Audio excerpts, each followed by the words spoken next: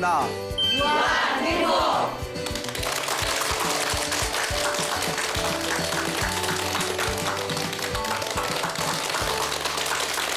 예, 만나서 반갑습니다. 예, 광우 스님이라고 합니다. 저희 불교의 목표는 사실 깨달음을 얻는 것입니다. 그래서 불교는 깨달음의 종교라고 하고 또 지혜의 종교라고 부르고 있죠. 그럼 불교가 깨달음을 얻고자 하는 이유가 어디에 있을까요? 그것을 우리 부처님께서는 생사윤회에서 벗어나고자 합니다라고 이야기하셨습니다. 생사윤회. 생사는 태어나고 죽음을 뜻하는 것입니다. 근데 많은 분들은 태어나고 죽은 뒤에 또 내가 죽은 뒤에 과연 다음 생에 무엇으로 태어날 것인가? 많은 분들은 다음 생이 있다고 말하는 분들도 계시고 또 없다고 말하는 분도 계시고 그리고 뭐 있든가 말든가 내가 사는데 뭔 관계가 있냐 이렇게 말씀하시는 분들도 계실 겁니다. 불교는 윤회론이라고 합니다. 윤회에서 윤은 바퀴론자를 뜻합니다. 회는 뭘까요? 먹는 회? 아니겠죠? 바퀴로 만든 먹는 회, 돌회자를 뜻합니다. 돈다. 그래서 윤회라는 것은 수레바퀴처럼 돌고 돈다는 뜻입니다. 즉 생사윤회는 태어나고 죽고 태어나고 죽음을 저 수레바퀴처럼 돌고 도는 중생들의 업의 세계를 바로 생사윤회라고 부르게 되죠. 그래서 자기가 지은 업보, 자기가 지은 업 따라서 좋은 업을 많이 지었으면 좋은 곳에 태어나고 나쁜 업을 많이 지었으면 나쁜 곳에 태어나게 된다고 불교의 윤회에서는 이야기하고 있습니다. 그래서 육도윤회라고 하죠. 나쁜 짓을 너무너무 많이 지은 아주 흉악한 사람은 지옥에 태어난다고 합니다. 그리고 욕망 속에서 탐욕을 부리면서 남에게 피해를 줬던 존재는 악귀계에 태어난다고 합니다. 악귀 들어보셨죠? 배고픔에 굶주린 귀신들의 세계입니다. 그 다음에 어리석었던 삶을 살았던 존재는 축생, 짐승으로 태어난다고 합니다. 짐승, 어리석었던 삶을 살았던 존재들. 그 다음에 지옥이나 악귀나 축생에 태어날 정도는 아니지만 무언가 이기기를 좋아하고 자존심이 세고 질투심이 세고 누군가에게 지는 걸 싫어하는 그런 날카로운 성격을 가지고 있는 존재는 아슈라에 태어날 확률이 크답니다. 아슈라, 싸움의 신들이 모여있는 세계입니다.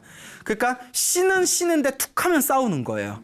그래서 아슈라. 그래서 우리가 전쟁터를 보면 무슨 수라게 같다 이런 표현 쓰지 않습니까? 자, 그 다음에 적당히 선업을 많이 지은 존재는 지금 우리와 같은 인간으로 태어난답니다. 그러니까 윤회의 삶에서 봤을 때 어쨌거나 이번 생에 인간으로 태어나는 것은 전생에 좋은 업을 많이 지은 겁니다. 그러니 전생에 좋은 업을 지어서 이렇게 소중한 인간의 몸을 만났으니까 우리가 이 인간으로 태어난 삶을 소중하게 가꾸어 나갈 줄을 알아야 합니다. 그리고 무지무지 복, 큰 복을 지은 사람, 좋은 업을 지은 존재는 어디에 태어나게 될까요? 하늘세계, 청상세계에 태어난다고 합니다. 그래서 지옥, 악귀, 축생, 아슈라, 인간, 천상 이 6가지 세상을 돌고 돈다 해서 육도윤회라고 합니다. 다른 종교에서는 천국에 태어나면 모든 게 끝이라고 합니다. 천국에 태어나는 게 그들의 목표죠. 하지만 불교는 아닙니다.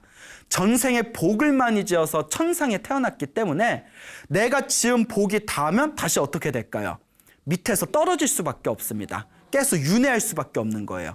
그리고 지옥에 떨어졌다 하더라도 내가 지은 나쁜 업이 소멸되면 다시 지옥에서 또 나올 수가 있는 겁니다.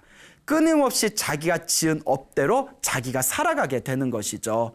그래서 우리 중생들은 전생에 내가 무엇이었는지 모르고 이번 생을 살아가고 있고 내가 다음 생에 무엇으로 태어날지 모르고 이번 생을 살아가고 있습니다.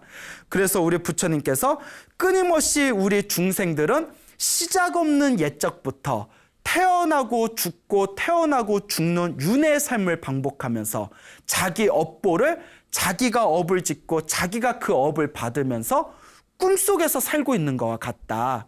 그래서 깨달음을 얻어야만 이 윤회의 세상에서 완전히 벗어나서 진정한 영원한 대자유인이 될 수 있다라고 말씀하셨습니다. 즉 불교는 깨달음의 종교고 지혜의 종교입니다. 그리고 불교가 깨달음을 얻고 지혜를 얻고자 하는 목표는 이 생사윤회라는 구속의 삶에서 벗어나서 영원한 대자유인이 되기 위해서입니다. 그 불교에 재밌는 비유가 있습니다.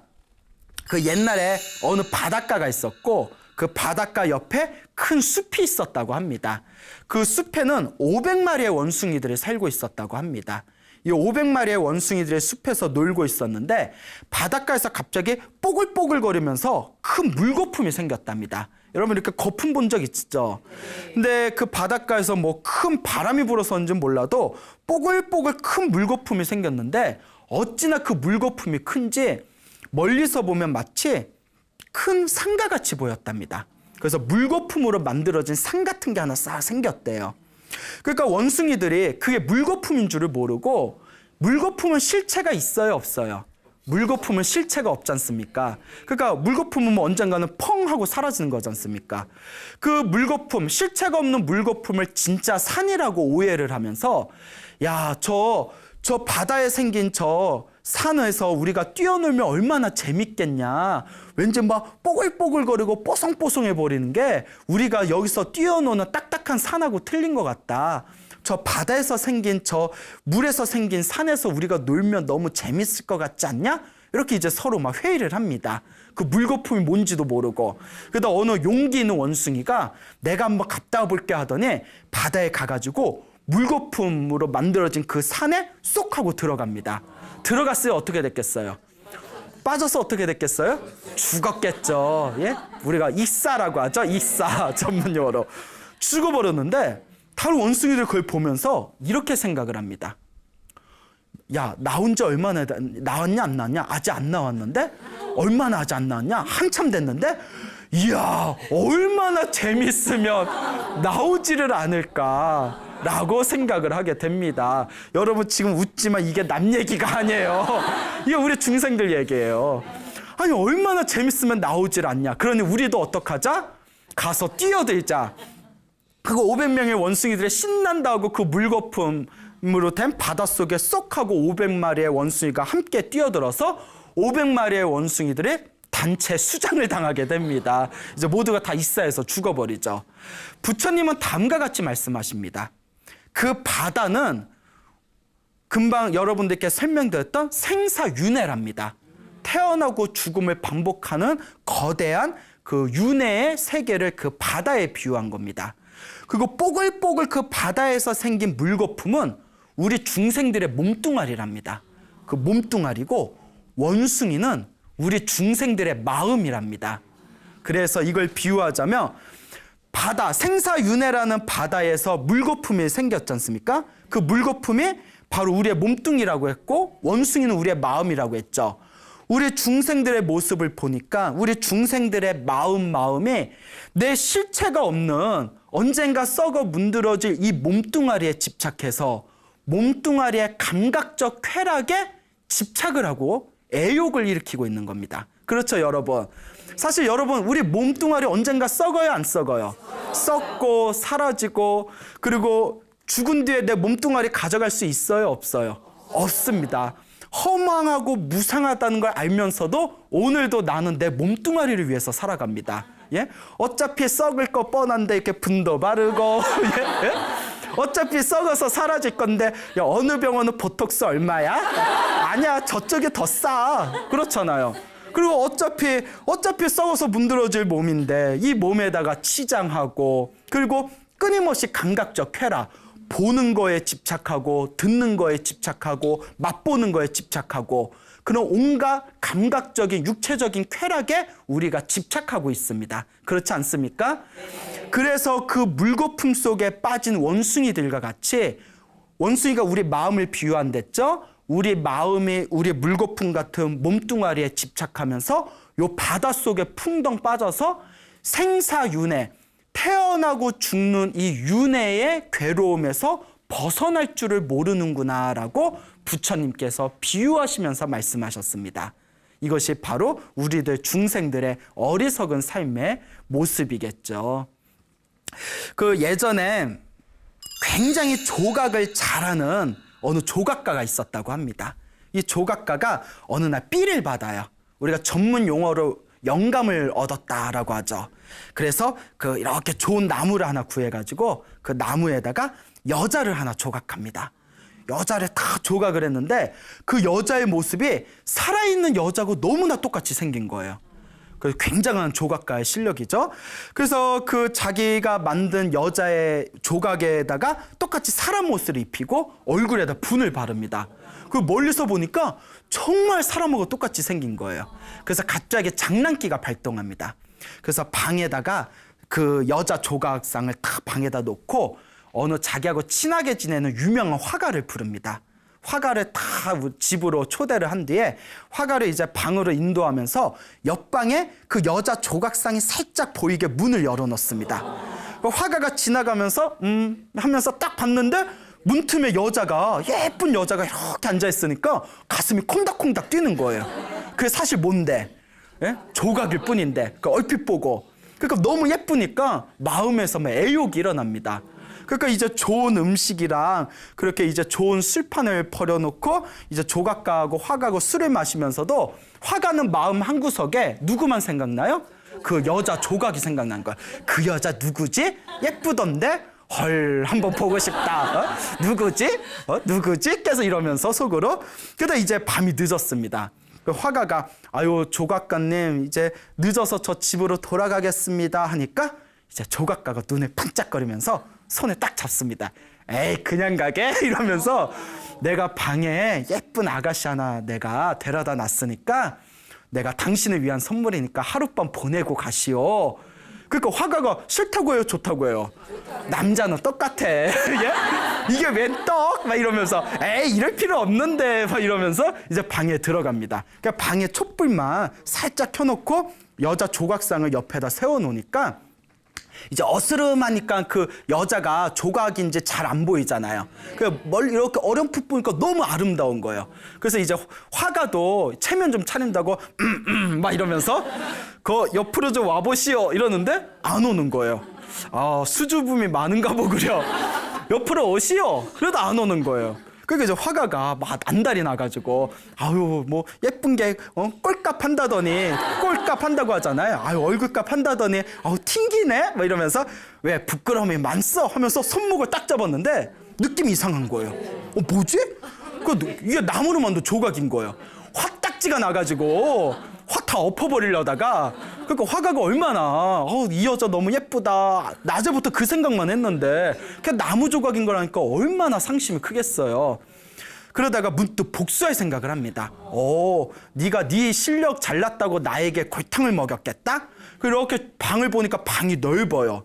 그 벽이 넓어서 벽에다가 자기 얼굴을 그리고 자기 옷하고 똑같이 그리고 목 매달아서 죽은 밧줄로에 싹 그려서 자기가 목이 매달아서 죽은 것처럼 똑같이 그리는 겁니다. 화가도 아주 그냥 명화가였던 거예요. 그리고 실감을 더하기 위해서 그 새들이 주변에서 날아다니면서 얼굴을 쪼아먹는 듯한 모습까지 우리로 하면 뭐 CG라고 해야 되나요? CG를 입힌 거예요. 특수 효과를 입혀가지고 그렇게 그림을 다 그린 뒤에 밤새워서 그린 뒤에 침대 밑에 싹 숨습니다. 그게 이제 아침이 됐는데 조각가가 헤헤 어떤 표정인가 궁금한걸 해서 이제 일어나서 그래 일어나셨습니까? 대답이 없는 거예요. 아직 안 일어나셨습니까?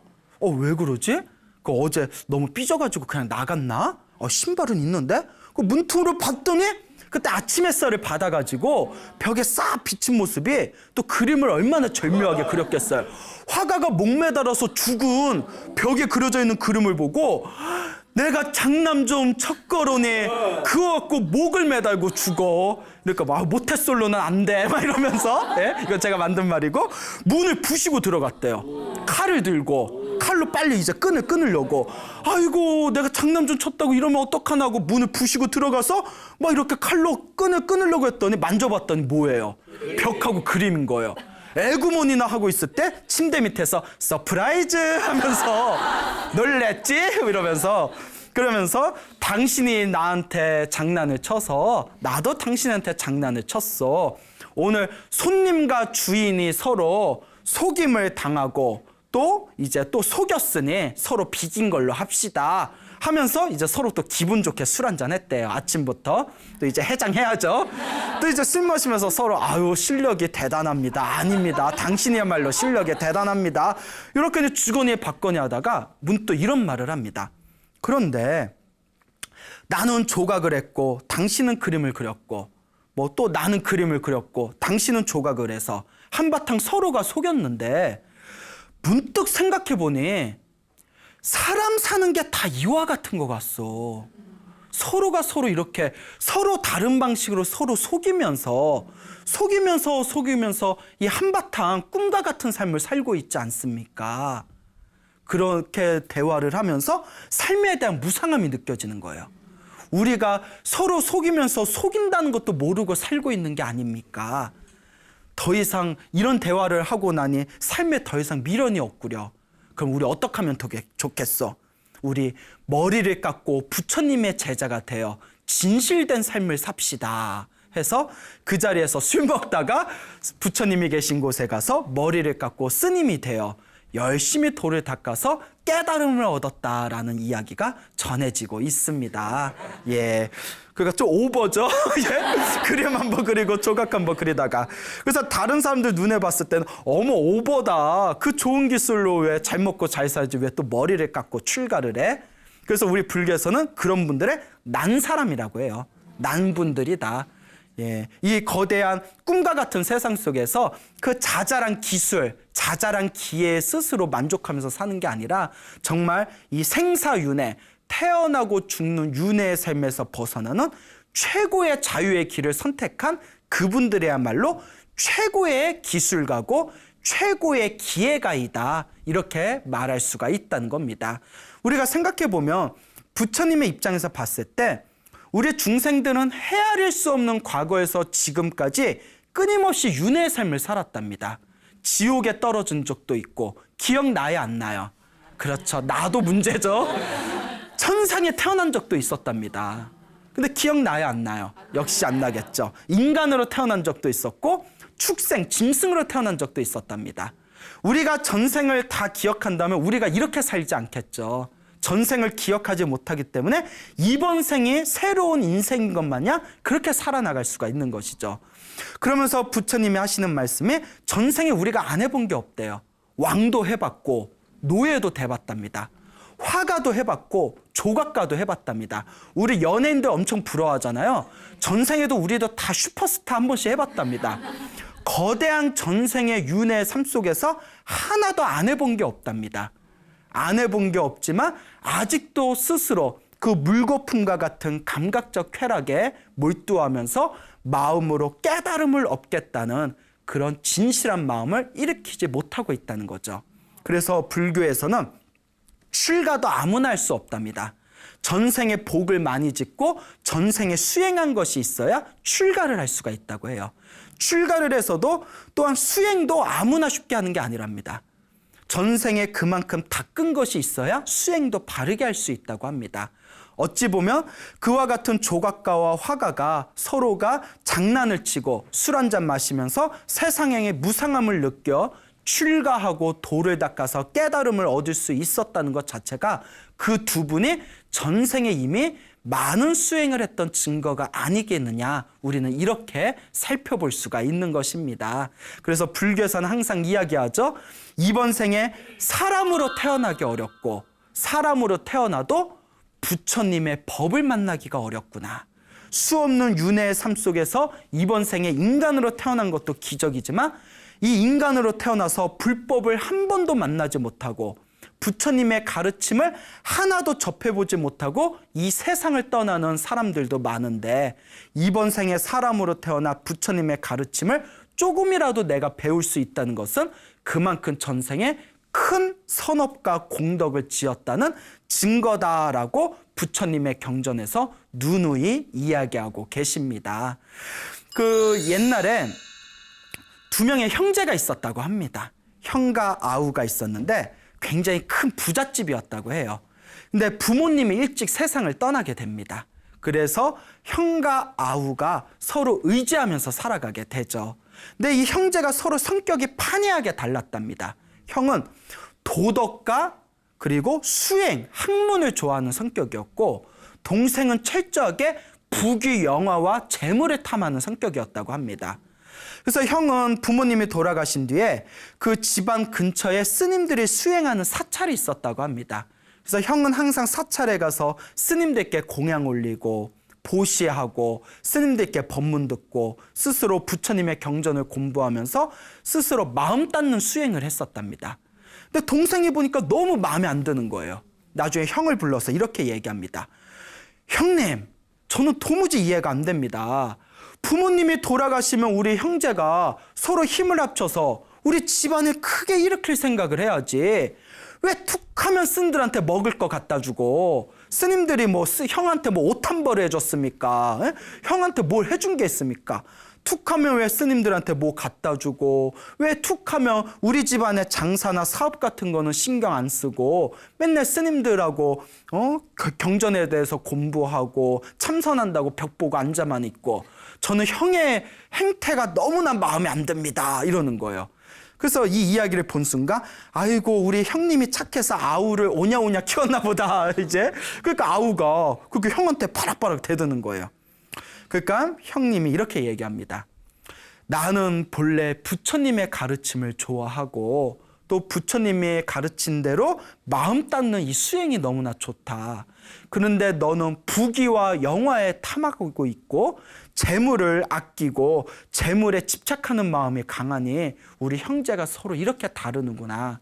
그러면 차라리 이 집안의 모든 걸 다 너한테 넘기고 나는 머리를 깎고 출가하겠다. 나는 나의 길을 가겠다. 그럼 이제 아우가 그냥 빈말이라도 에이 같이 살아야죠 하고 잡을 법도 한데 잡아야 안 잡아요. 안 잡죠. 그 돈이 다 누구 거야? 내 거야. 그래서 이제 형이 출가하든가 말든가 신경도 안 썼어요. 그래서 이제 형은 다 출가를 한 뒤에 머리를 깎고 열심히 계율을 지키고 수행을 열심히 합니다. 수행을 열심히 해서 마음에 큰 깨달음을 얻습니다. 마음의 깨달음을 얻고 나서 이 중생들의 꿈속 같은 이 세상에서 서로 자기 잘났다고 탐욕 속에 살아가는 이 모습들을 보면서 너무나 동생이 안타까운 거예요. 내가 그래도 하나뿐이 없는 혈육인데 내 동생이 잘 돼야지. 지금 저렇게 눈앞에 보이는 것에만 집착하면서 저 쾌락을 누리면서 살지만 언젠가 저 어리석은 업보를 다 받을 텐데 내가 바른 길로 인도해야 되지 않겠냐. 그래서 이제 오랜만에 동생을 찾아갑니다. 그 동생이 이렇게 형님이 다 오면 뭔가 기뻐하는 마음이 있어야 되는데 아니 뭐가 아쉬워서 또 왔어? 또 이런 눈으로 이제 홀겨보는 거야. 그래서 이제 동생을 다 앉혀놓은 뒤에 동생한테 이 윤회의 세상에 대해서 얘기합니다. 동생아, 네가 살고 있는 이 세상이 전부가 아니다. 내가 이번 생에 지은 업을 다음 생에 받아야 된다. 이게 인과 업보고 우주의 법칙이다. 그러니 착하게 살아라. 사람들한테 베풀어서 복을 지어라. 스님들에게 공양을 올려서 큰 공덕을 지어라. 부처님의 가르침을 받들어서 마음을 닦는 수행을 해라. 그래서 복과 선업과 공덕을 짓고 궁극에는 깨달음을 얻어서 이 윤회 세상에서 벗어나는 것이 최고의 길이다. 누누이 설명을 하는데 쇠귀의 경익기라는 말 들어보셨죠? 네, 소귀의 경익기예요. 그러니까 형님 그런 말 다 필요 없습니다. 나는 그런 거 아무 관심 없으니까 나한테 그런 말 할 필요 없습니다. 이러는 거예요. 이걸 가리켜서 아직 2년이 되지 않았구나. 그래서 이제 형이 아우와 이제 마지막으로 답변 인사를 하고 떠나게 됩니다. 그 아우는 평생을 자기의 쾌락과 욕망에 따라서 부귀 영화에 탐착하고 재물을 아끼면서 살다가 결국은 목숨이 다해서 세상을 떠나게 됩니다. 근데 자기 업은 자기가 받는다고 했죠.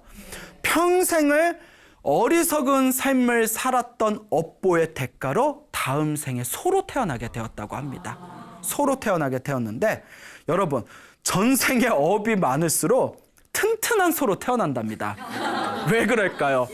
그만큼 그렇죠. 어유 똑똑해. 예? 그만큼 일 부려먹으려고. 그러니까 이 아우도 건강한 황소로 태어난 거예요. 황소로 태어나서 그 당시에 소금을 파는 소금 장수한테 팔려갑니다. 소금이 얼마나 무거워요.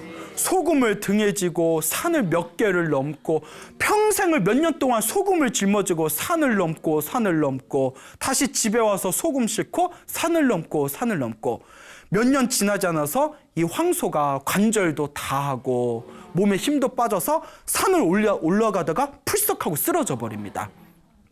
소가 쓰러지면 주인이 어때요? 소야 아파? 어떻게 업어줘? 이러지 않잖아요. 이놈의 소가 꾀를 부리네 하고 막 책찍질 하잖아요. 일어나 일어나 하고 막 때리잖아요. 그때 어느 허연 수염을 가진 노스님이 그 소가 맞고 있을 때 옆을 지나가게 됩니다. 지나가는 그 노스님이 누구였을까요? 그렇죠, 형이었던 거예요. 어떻게 인연이 다 절묘해요? 그 딱 지나가는데 그 노스님이 소가 맞고 있는 걸 보니까, 쓰러져서 맞고 있는 걸 보니까 너무 안타까운 거예요.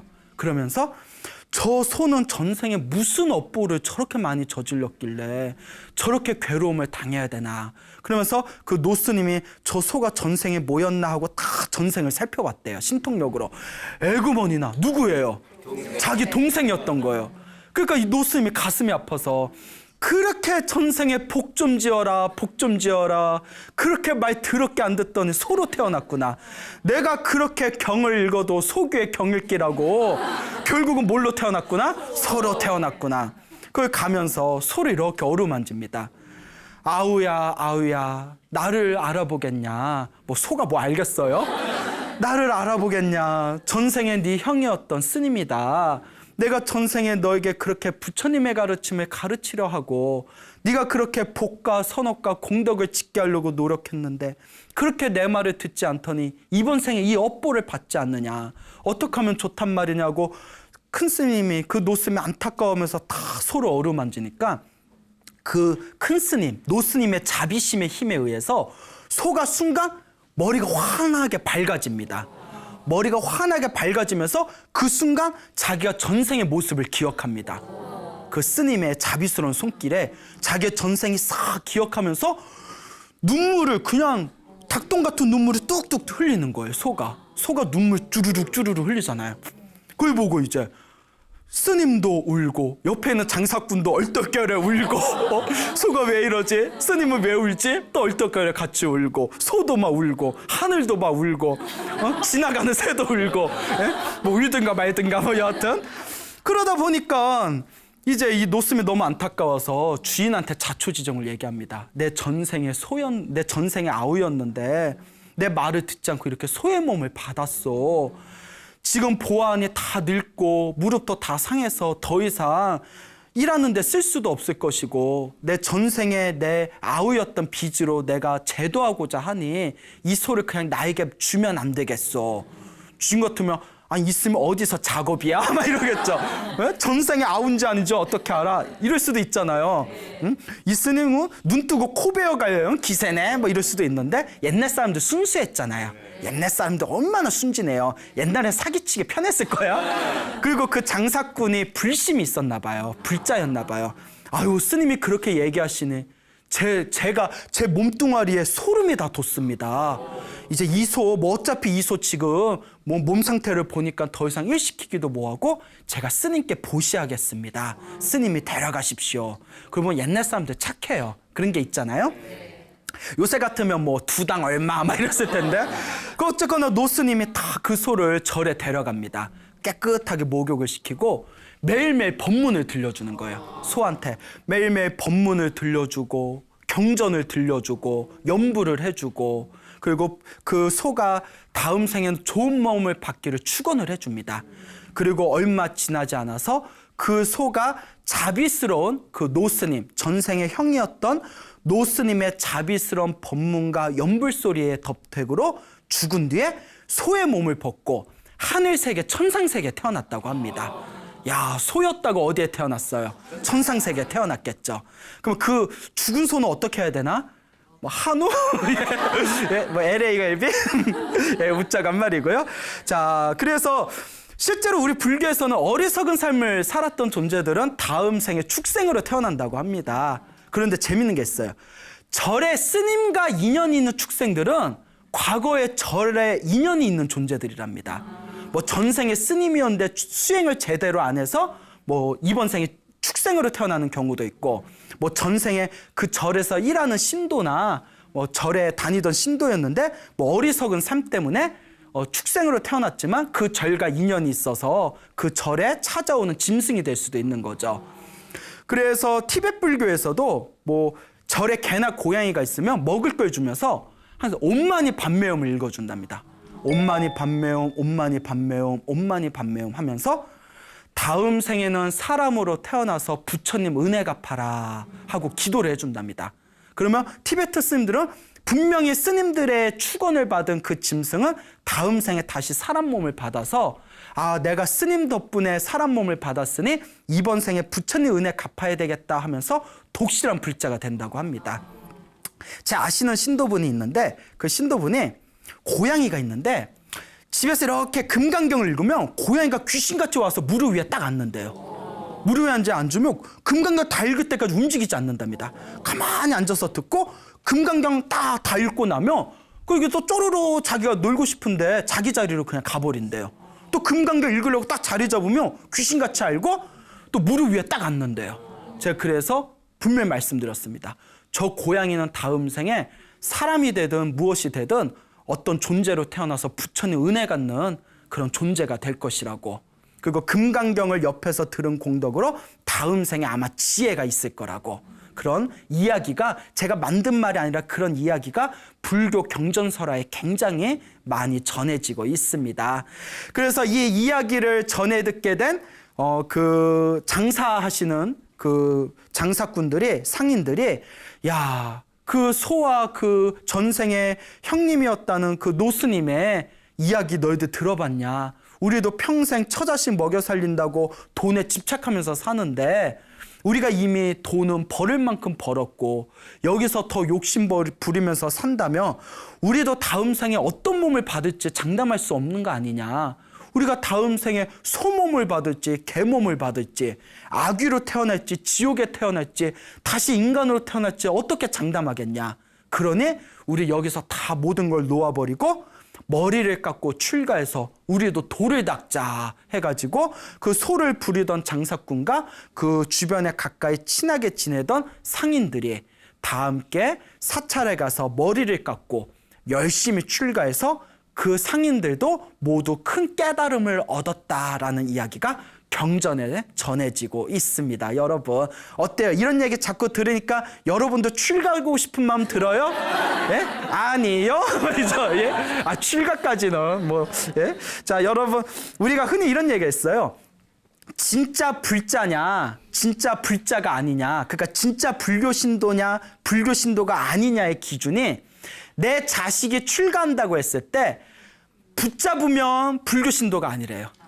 네? 근데 내 자식이 출가한다고 했을 때 환영하고 기뻐하면 진짜 불교 신자래요. 그러면 이걸로 한번 스스로 한번 생각해 보는 거예요. 내 자식이 출가한다고 하면 나는 잡을 건가 안 잡을 건가. 만약에 잡으면 진짜 불교 신자 아니에요. 근데 어떤 분이 이러더라고요. 스님, 저는 제 자식이 출가한다면 절대 놓아줄 수 없습니다. 그런데 남편이 출가한다면 제가 남편이 출가한다면 우리 남편 출가하는 거 제가 적극적으로 제가 지원하고 밀어줄 용의가 있습니다. 그러면 저는 불자입니까 아닙니까 이러더라고요. 그래서 보살리커는 약간 사심이 깃든 것 같은데요. 남편이 출가하면 그냥 놓아줄 수 있습니다. 그건 약간 사심이 있는 것 같습니다. 제가 또 이렇게 우스갯소리로 이야기한 기억이 납니다. 자, 그래서 우리 부처님께서 어느 날 큰 설법을 하고 계셨을 때 그때 어느 비구니가 부처님의 설법을 듣다가 깨달음을 얻습니다. 깨달음을 얻었는데 갑자기 부처님을 보더니 막 웃다가 막 울다가 막 또 울다가 막 웃는 거예요.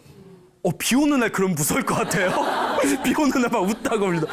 부처님 설법을 듣다가 깨달음을 얻었는데 막 웃다가 울다가 웃다가 울다가를 반복하니까 그때 부처님의 제자가 부처님께 여쭙습니다. 저 비구니는 전생에 어떤 복이 있었길래 부처님의 설법을 듣고 그 자리에서 깨달음을 얻은 것입니까? 그리고 왜 저렇게 갑자기 웃다가 우는 것입니까? 또 왜 울다가 웃는 겁니까? 도대체 무슨 연유입니까? 했을 때 부처님이 다음과 같이 얘기하십니다. 이거는 머나먼 전생의 인연이다. 머나먼 과거 전생에 돌을 닦던 코끼리 왕이 있었다. 근데 코끼리인데 돌을 닦는 거예요. 그러니까 신령스러운 존재죠. 이 돌을 닦는 수행을 하는 코끼리 왕이 있었는데 상아가 6개가 있고 몸이 하얀색인 신령스러운 코끼리 왕이 있었다. 코끼리 왕에게 부인이 2명이 있었는데 이 코끼리 왕이 부인이 2명이 있었는데 작은 부인이 아름다운 연꽃을 따다가 이제 코끼리 왕에게 바쳤다고 합니다. 근데 코끼리 부인이 작은 부인이 바친 그 꽃을 첫째 부인한테 줬대요. 그러니까 작은 부인이 질투심이 생긴 거예요. 어머, 내가 준 걸 왜 첫째 부인한테 줘? 어머, 왜 그러지? 그 질투심이 점점 커져서 나중에 증오심으로 바꿉니다. 그래서 나중에 코끼리 왕을 죽여버리고자 하는 생각이 들어요. 그 질투가 그렇게 무서워요. 내 남편이 코끼리 왕을 죽여야겠다. 그래서 어떻게 하냐면 그 당시 그 산에 있는 100명의 수행자를 찾아가서 과일 공양을 올립니다. 과일 공양을 올린 뒤에 100명의 수행자들에게 과일 공양을 올리고 절벽 위에 서서 작은 부인을 다음과 같이 얘기합니다. 100명의 수행자들에게 공양을 올린 이 공덕으로 제가 다음 생에 권력을 가진 인간으로 태어나게 해주십시오. 이 권력으로 저 코끼리 왕에게 복수하겠습니다. 다음 생에 인간으로 태어나면 코끼리 왕에게 복수하겠다는 이 결심이 저절로 기억나게 해주십시오. 그러면서 절벽에서 뛰어내립니다. 그래서 작은 부인이 죽어요. 독해. 독해요? 그리고 어쨌거나 나쁜 마음이지만 전생에 수행자들에게 과일 공양을 올린 강력한 선업의 힘으로 큰 부유한 귀족 가문에 태어나고 너무나 아름다운 외모를 갖춘 여자로 태어납니다. 그리고 왕비가 돼요. 너무나 아름다운 외모 때문에 왕이 반해서 왕비가 됐는데 왕비가 되고 며칠 후에 자기 전생이 기억이 납니다. 맞아, 내가 코끼리 왕 죽인댔지. 그 전생에 죽기 전에 자기가 맹세한 대로 다 펼쳐지는 거예요. 그 여러분들 죽기 전에 좋은 마음으로 죽어야 돼요. 알겠죠? 어차피 우리 죽잖아요. 이왕 죽을 거 어떤 마음으로? 좋은 마음으로. 내가 저 인간 그냥 두나보자 이러면서 죽으면 다음 생에 골치 아파져요. 그러니까 이 왕비가 왕한테 이제 부탁을 합니다. 제가 꿈에서 상아가 6개가 달린 하얀색 코끼리를 봤는데 그 코끼리를 죽여서 내가 상아로 비녀를 만들어서 내가 그걸 꽂지 않으면 몸에 병이 날 것 같습니다. 제발 그것 좀 잡아주십시오 하니까 왕이 왕비를 너무 사랑해서 사냥꾼을 풀어가지고 그 코끼리를 잡고자 합니다. 그때 어떤 사냥꾼이 그 하얀색 코끼리를 발견하게 돼요. 코끼리 왕을 발견하게 됩니다. 그리고 화살을 날렸는데 어디서 화살이 핑 하고 날라오는 걸 느끼고는 코끼리 왕이 숲을 뒤져서 사냥꾼을 잡습니다. 그 사냥꾼에게 너 왜 나한테 화살을 날렸냐? 인간의 말을 한 거예요. 왜냐면 이제 돌에 닦는 코끼리니까 여기서 너무 따지지 맙시다. 어머, 코끼리가 무슨 말을 해요. 따지지 말고 왜 나한테 화살을 쏘느냐 이랬더니 이제 사냥꾼의 자초지종을 얘기합니다. 그러니까 코끼리가 그 왕비가 전생에 누구였구나. 내 작은 부인인데 원한을 품고 나한테 이러는 거구나라는 것을 딱 직감합니다. 그래서 사냥꾼에게 자기 상아를 빼가지고 사냥꾼한테 주고 돌려보내게 됩니다. 그래서 이제 사냥꾼이 가서 왕비한테 죽였다고 거짓말을 하고 이제 상아를 바치니까 어차피 목적으로 한 상아는 가져왔으니까 왕비가 그걸 보고는 몇 날 며칠 동안 기뻐하면서 웃다가 후회하면서 울다가 웃다 울다 피를 토하고 죽어버렸답니다. 그때 부처님께서 다음과 같이 말씀하십니다. 그때 코끼리 왕이 지금의 누구다? 나 석가모니 부처님이고 그때 작은 부인이 누구다? 그 왕비가 누구다? 저 설법을 듣고 깨달음을 얻은 그 비구니이다. 그때 내가 사냥꾼을 돌려보내면서 다음과 같은 원력을 세웠다. 코끼리 왕에. 뭐라고 원력을 세웠냐면 머나먼 미래생에 혹시 제가 깨달음을 얻는다면 나 때문에 원한을 품고 나를 죽이고자 하는 저 작은 부인, 저 왕비를 반드시 깨달음의 길로 인도해 주겠습니다.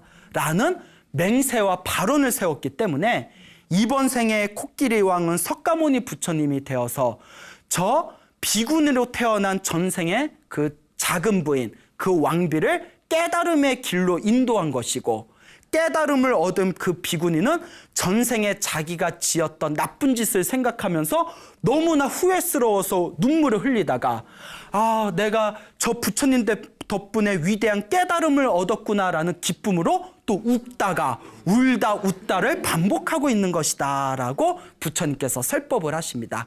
그때 제자들이 다 함께 기뻐하며 다음과 같이 이야기합니다. 부처님과 나쁜 인연을 지었어도 오히려 부처님이 그 중생을 구제해 주시는데 하물며 부처님을 생각하면서 열심히 수행한다며 그 공덕이 얼마나 더 크겠는가 하면서 다 함께 기뻐했다는 내용이 나옵니다. 여러분, 부처님과 인연을 맺어 놓으면 나쁜 인연을 맺어 놓아도 언젠가는 부처님이 구제를 해주신답니다. 그만큼 부처님은 자비의 화신이십니다. 하물며 부처님과 좋은 인연을 맺어 놓았더라면 얼마나 우리가 더 큰 공덕을 받지 않을 수 있겠습니까? 그러니 여러분, 이번 생에 사람으로 태어나고 불법을 만난 것을 우리 다 함께 스스로 소중한 아름다운 인연이다 되새겨 보시기 바랍니다. 여러분, 행복해지고 싶습니까? 네. 행복한 삶을 창조하고 싶습니까? 네. 복을 지으십시오. 선업을 지으십시오. 공덕을 쌓으십시오. 복과 선업과 공덕의 힘이 여러분들을 진정한 행복의 길로 이끌어 줄 것입니다. 오늘 여기서 마치겠습니다. 소중한 나 무한행복